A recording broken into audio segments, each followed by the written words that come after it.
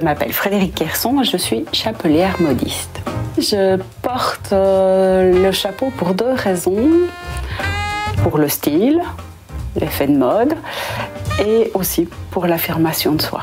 Je suis quelqu'un de très timide, introverti et je constate qu'on me remarque plus avec un chapeau. Traditionnellement, en fait, le métier de chapelier était exercé par les hommes. Ça consiste à former les chapeaux de feutre sur les formes en bois telles qu'elles sont ici. C'est un exercice qui nécessite pas mal de force, de traction, et donc c'est pour ça que c'était en général exercé par les hommes.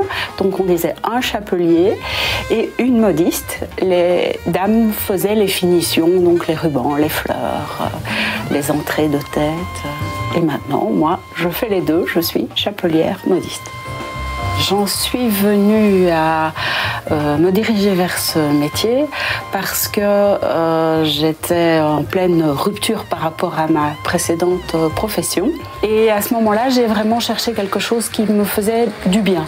En même temps, il y a eu une rencontre avec un chapelier modiste de Bruxelles qui est assez renommé et qui m'a permis de visiter son atelier. Et là, il s'est passé un déclic. J'ai vraiment senti quelque chose se réveiller en moi et donc j'ai cherché d'abord des petits stages et des petites formations pour moi, pour m'essayer à créer des chapeaux. Et puis j'ai vraiment pris plaisir et du coup, voilà, j'ai commencé à créer pour les autres.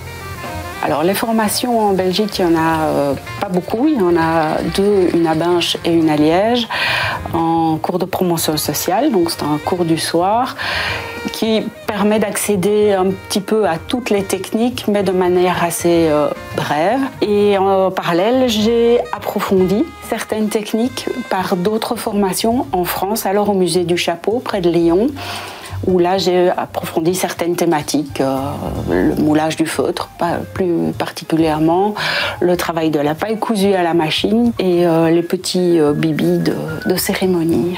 Il y a des matières plus historiques comme le feutre de laine ou feutre de poil de lapin. En chapeau de cérémonie, on travaille beaucoup le sisal. On travaille également pour les chapeaux d'été la paille tressée. Alors, il y a beaucoup de matériel pour faire des chapeaux, beaucoup de matériel différent. Donc, on travaille un petit peu avec une machine à coudre classique, mais c'est assez rare. Moi, je couds essentiellement tout à la main. L'autre machine, donc, qui est une machine spécifique qu'on utilise pour le ruban de paille, ça, c'est effectivement une vieille machine que j'ai trouvée en brocante et qu'on a restaurée. On travaille aussi beaucoup donc, pour tout ce qui est moulage sur les formes en bois. Un chapeau, en termes d'heures de travail, ça varie très très fort. Selon la complexité, le degré de finition que l'on veut apporter. J'en ai déjà fait en 1 heure, j'en ai déjà fait en 4 jours. Donc c'est vraiment très très variable. Il n'y a pas de tête à chapeau. Tout le monde peut trouver un chapeau qui lui convient. Selon la forme du visage, il y a des formes de chapeaux qui conviendront mieux que d'autres. Moi, je prends aussi en compte la morphologie générale de la personne, puisque une personne de petite taille ne va pas être bien mise en valeur par un chapeau démesurément large. Elle va être tassée. À l'inverse, une personne très grande va paraître exagérément grande avec un haut de forme énorme, par exemple.